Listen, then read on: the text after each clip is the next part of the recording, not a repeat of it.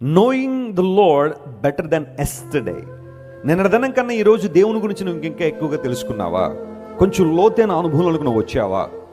నీ spiritual graph ఒక straight line లాగా ఉందా, లేకపోతే ఒక ఎలివేషన్ దానిలో కనబడుతుందా? పరిశీలన చేయాలి. కొంతమంది భక్తి జీవితాలు ఎలా ఉంటాయంటే 1988 సంవత్సరంలో దేవుని గురించి ఎంత తెలుసో ఇప్పటికీ వాళ్ళకి అదే తెలుసు, అంతకుమించి ఎక్కువ తెలియలే. ఎందుకంటే నేర్చుకోవాలని ఆశ లేదు. ఆదివారం ఏదో కాసేపు ఒక అర్ధగంట దేవుని మందిరంలో గడిపేయడం, మిగతా సమయం అంతా లోకంలో జీవించడమే అదే భక్తి జీవితం అనుకుంటారు చాలామంది.